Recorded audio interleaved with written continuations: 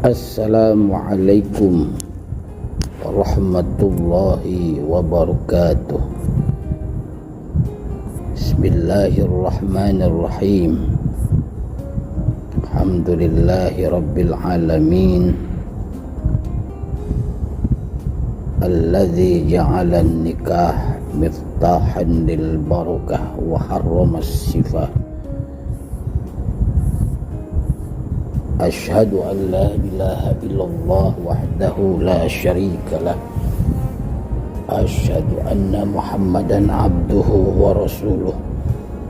Shalliyan ala nabiyil mustafa wa alihil mustakmilin asyarafa.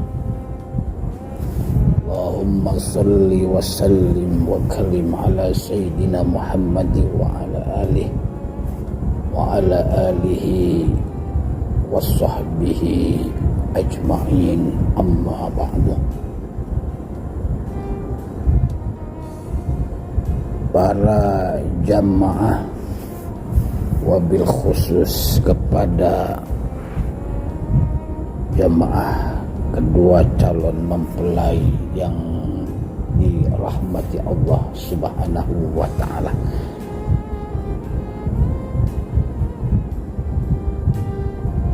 Pernikahan di dalam Islam adalah sebuah manhaj, sebuah thariqah, sarana atau jalan yang memang sesuai dengan fitrah kehidupan manusia untuk saling hidup berpasang-pasangan. Dalam Quran Allah menjelaskan, wa min kulli syai'in khalaqna zawjaini la'allakum tadhakkarun. Pernikahan di dalam kitab fikih disebut minas syariah al-qudama, syariat yang paling tertua, karena memang syariat nikah ini Allah wujudkan di dalam surga ketika terjadi pernikahan antara Nabi Allah Adam dan Sayyidatuna Hawa. Walamma sakana ilaiha qalatil malaikah ma ya Adam hatta tuaddiya ilaiha mahra. Qala wa ma mahruha, qalu an tusalliya ala Muhammadin khatamin nabiyyin wa imamil mursalin. Dan ingatlah ketika Nabi Adam bertempat di surga, kemudian Allah ciptakan Sayyidatuna Hawa. Kemudian saat itu tertariklah Nabi Adam, sehingga ketika itu Nabi Adam akan menjama. Kemudian malaikat berkata, mah ya Adam hatta tu'addiya ilayya mahra, jangan kau sentuh, jangan kau jama ya Adam sebelum sampian membayar mahar kepada Sayyidatuna Hawa. Nabi Adam kemudian bertanya, wa ma mahruha, apa maharnya? Qalu, maka para malaikat menjawab, antusalliya ala Muhammadin khatamin nabiyyin wa imamil mursalin. Mas kawinnya adalah membaca salawat kepada baginda Rasulullah sallallahu alaihi wasallam. Kemudian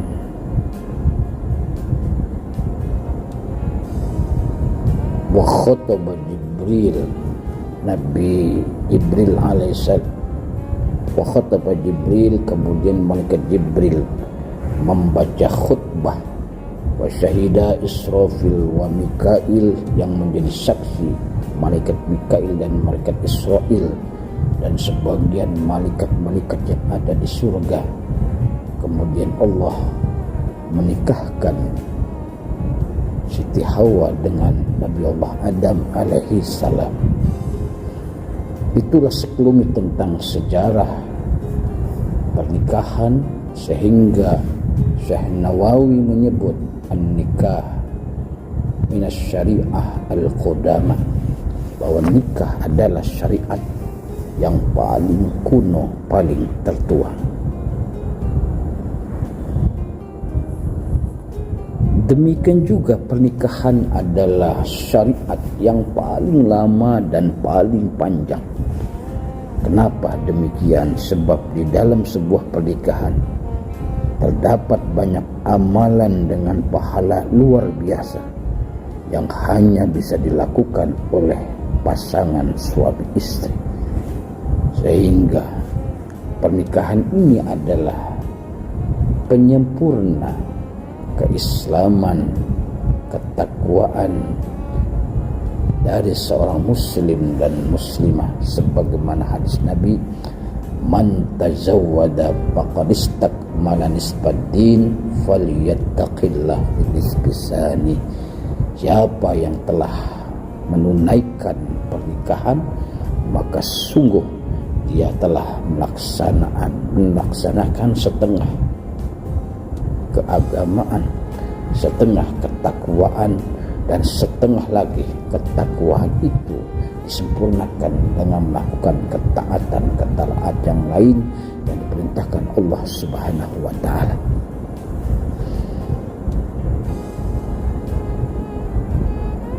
Akad pernikahan inilah yang membawa kebaikan, pahala yang luar biasa yang akan didapat oleh kedua mempelai, seperti memberikan nafkah serta ilmu kepada istri dan anak, juga dihitung sebagai sedekah yang terbaik.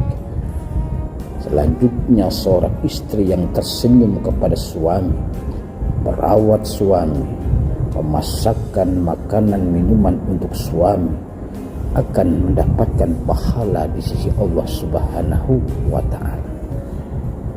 Sehingga hamparan pahala, hamparan kebaikan, hamparan keberkahan itu Allah berikan kepada sarana yang disebut dengan pernikahan.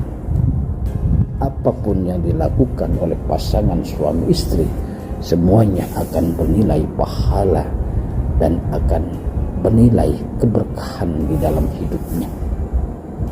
Oleh karena itu, di dalam mewujudkan keluarga yang sakinah, mawaddah warahmah, maka hendaklah kedua mempelai dapat memahami, menghayati, bahkan mengamalkan di dalam kehidupan sehari-hari.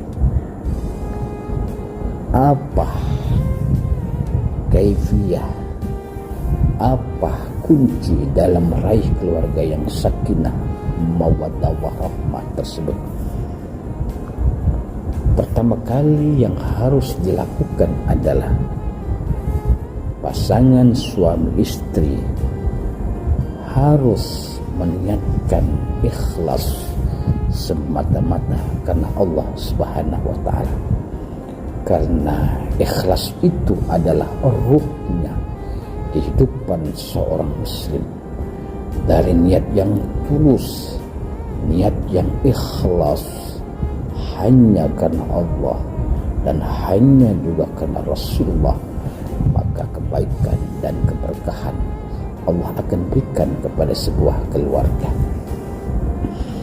Kedua, dalam menikah hendaklah memilih pasangan hidup yang baik, pasangan yang mempunyai keimanan, ketakwaan, dan senantiasa menjaga ajaran Islam, akan lebih mengerti bagaimana cara membangun keluarga yang barokah. Yang kedua adalah kuncinya adalah harus saling mengingatkan. Setiap manusia pasti pernah berbuat salah. Maka jika ingin membangun keluarga yang sakinah, Setiap anggota keluarga, baik suami atau istri, harus saling mengingatkan dalam hal kebajikan dan ketakwaan kepada Allah. Yang ketiga, kuncinya adalah saling pengertian. Rasa cinta dan saling pengertian akan menghindarkan terjadinya kesalahpahaman dan konflik dalam keluarga yang sering berakibat pada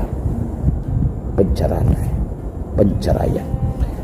Kemudian kunci yang nomor 4 adalah pasangan menjalankan kewajibannya agar mampu membangun keluarga yang sakinah.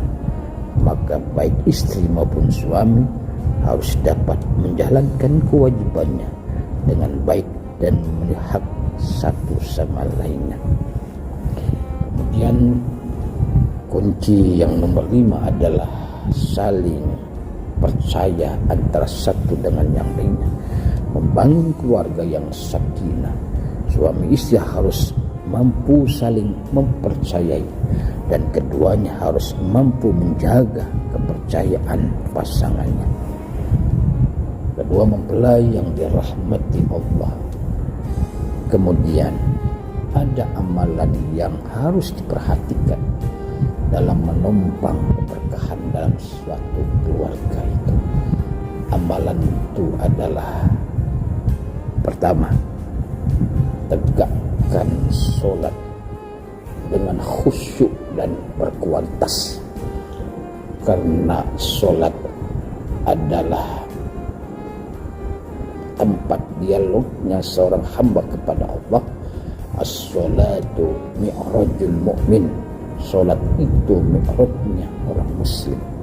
Ketika orang muslim dan muslimah sholatnya berkualitas, sholatnya baik, maka kepribadian yang berakhlakul karimah akan terwujud dalam mengarungi bahtera rumah tangga.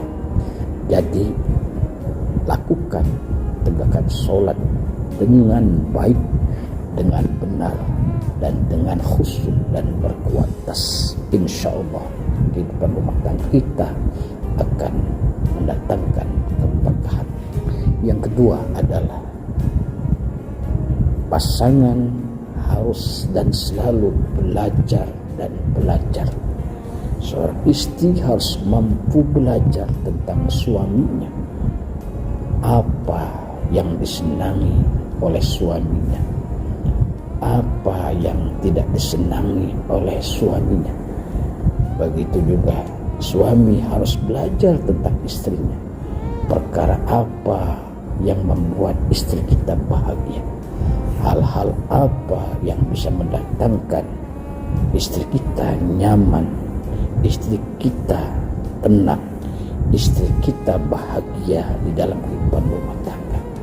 Sehingga keluarga yang dilandaskan saling belajar untuk meningkatkan kebaikan, meningkatkan kedamaian, keberkahan dari rumah tangga, menjadi prasyarat di dalam mewujudkan keluarga yang berkah.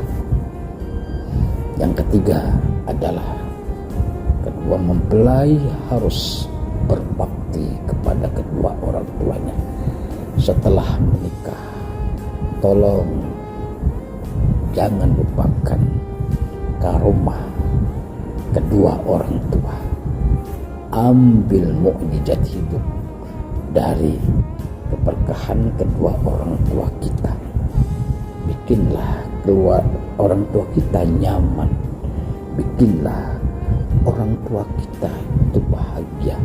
Ketika kita mampu membuat kedua orang tua kita bahagia, disitulah pintu-pintu kemudahan, pintu-pintu keberkahan, pintu-pintu kesuksesan akan dibuka selebar-lebarnya oleh Allah Subhanahu wa ta'ala.